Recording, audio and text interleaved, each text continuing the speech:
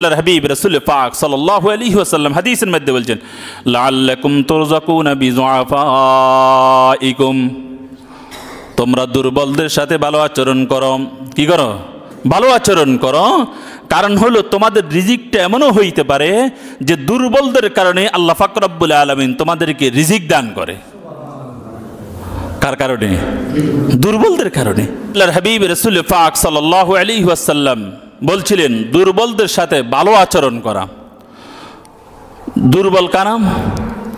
যাদের হয়তো টাকা নাই, পয়সা নেই, নতুবা দেখা যায় অসুস্থ, তেমন কিছু নেই, তাদের সাথে ভালো আচরণ করা।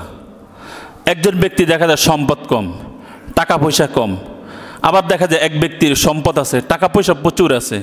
এখন ওই ব্যক্তি দেখা যায় দুর্বলদের সাথে ভালো আচরণ করে না, ভালো ব্যবহার করে না। তাহলে এই আমি যদি ভালো ব্যবহার না করি, টাকা পয়সা ধন সম্পদ দিছে কে? আল্লাহ। আবার ইচ্ছা করলে আল্লাহ পাক রব্বুল আলামিন এক সেকেন্ডের ভিতরে আমার সমস্ত কিছু শেষ করে দিতে পারে।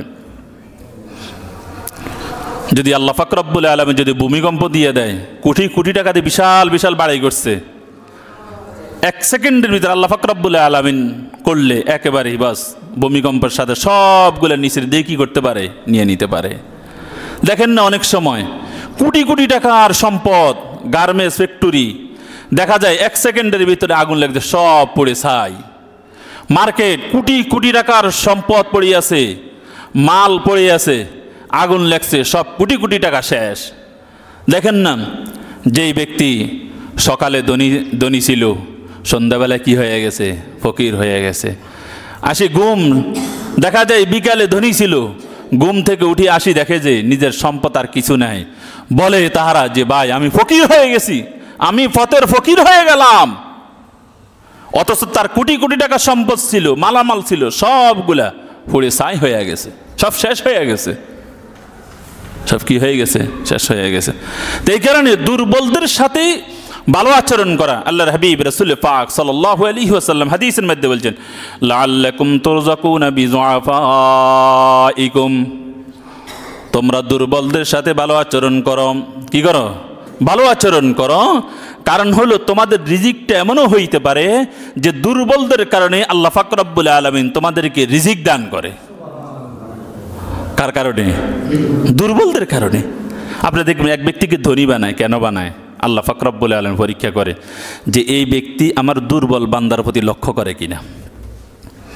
আমি যাকে টাকা দিলাম না, ধন সম্পদ দিলাম না, ওই বান্দা যাকে আমি দিলাম সে দুর্বলদের প্রতি লক্ষ্য করে কিনা, তার সহযোগিতা করে কিনা।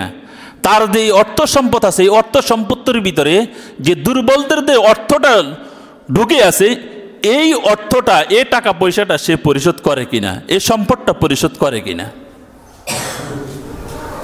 কথা বুঝে আসছেনি? শরীয়ত কিন্তু টাকা পয়সার উপরে ভিত্তি করে না, শরীয়ত মূল বস্তুর উপরে জাকাতের বিধানটা দিয়ে দিছে। যেমন স্বর্ণ, রূপা, সম্পদ, ব্যবসায়িক মালামাল, যত পণ্য আছে সমস্ত কিছুর উপর আল্লাহ পাক রব্বুল আলামিন জাকাতের বিধানটা দিয়ে দিছে। তাহলে বোঝা গেল মূল জিনিস হলো ওইটা। টাকা চালাচালি করতেছি, টাকা তো আমি খাইতে পারতেছি না, টাকা কি আমি ঘরে লাগাইতে পারতেছি না। তাহলে এই জিনিসটা কার?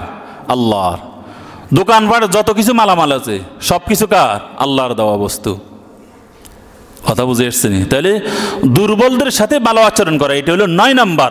যদি আমরা দুর্বলদের সাথে ভালো আচরণ করি, হইতে পারে আল্লাহ পাক রব্বুল আলামিন আমাদের রিজিকের মধ্যে বরকত দান করবে।